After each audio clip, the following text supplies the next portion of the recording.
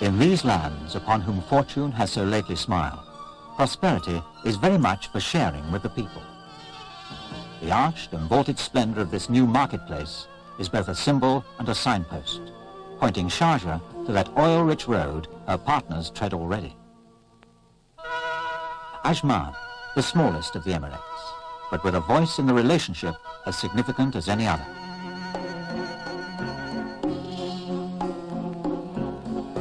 Famous for its dow yards and for the craftsmanship that fashions timber carcasses and ribs and prows to part the surging waters of the Gulf.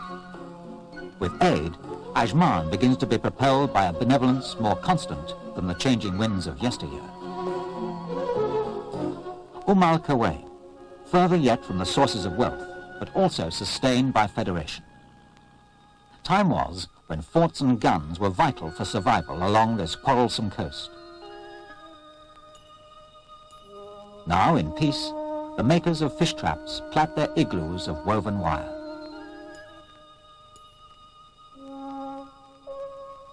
Federal aid fosters the native industries, for they are the culture of this new nation and can outlive petroleum.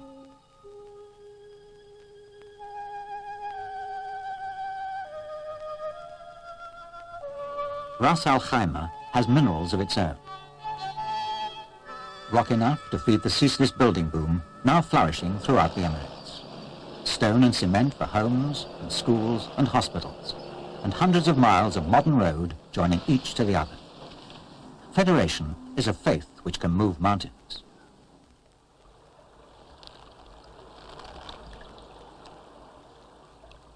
Hills too are gatherers of water, and because of them, Ras Al Khaimah has always been the garden of this coast, and now, though oilless, continues to supply its wealthier neighbors with the fruits of its springs and streams.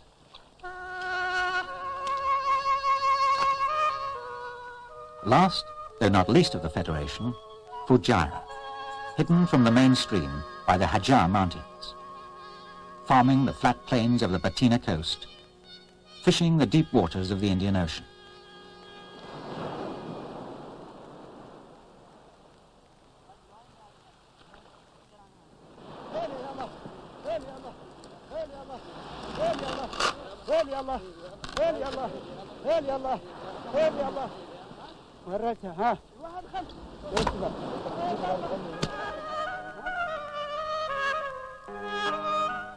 The traditional, however, is not always to be fostered.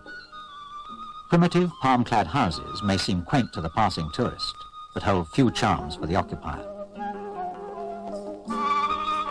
Fujairah's recently built villages and roads exemplify the partnership which binds the Emirates, in which the richer help the poorer to advance, and the poorer help the richer to govern. Not long ago, they were seven, and they were small, obscure sheikdoms which the world ignored. Now they are one, and the world listens when they speak. And yet, they have not isolated themselves in ivory towers of exclusive wealth. Their policy is outgoing and concerned, ready to give aid and to take responsibility. And behind it all, petroleum. In the United Arab Emirates, petroleum is behind everything. A permanent development, paralleling that of the nation itself. A search for still more reserves to feed still more aspirations.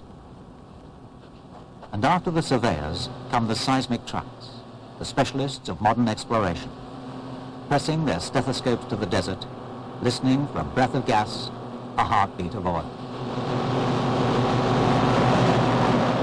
And as always, drilling never stops. As always, for each productive well which gushes oil, many others may be drilled in vain.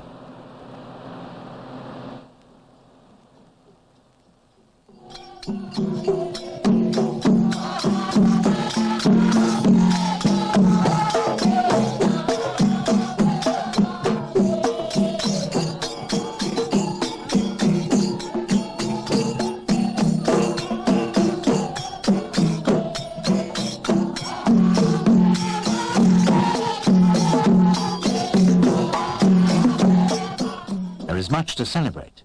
There is reason to be grateful. But the world is grateful too.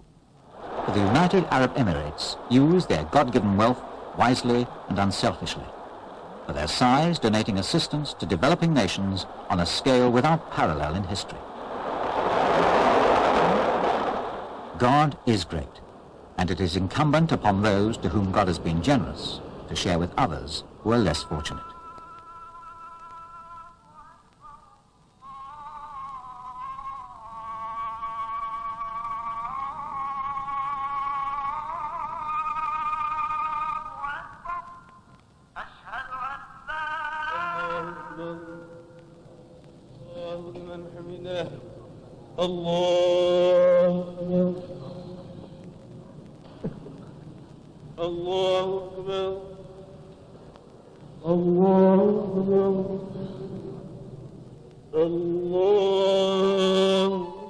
All praise to Allah that all this should have come about in half a generation, and that these harsh lands, long dismissed as a corner of Arabia deserta unworthy of notice, should now provide a significant part of the world's energy needs.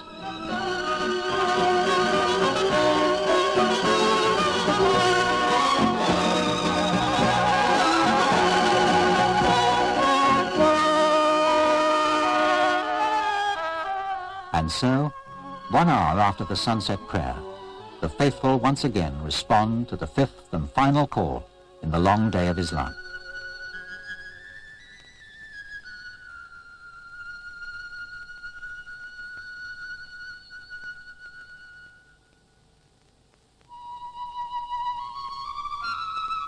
Be thankful and be humble, for though the gift of oil is a blessing that will pass, the gift of Allah is eternal, and the holy word remains, immune from time.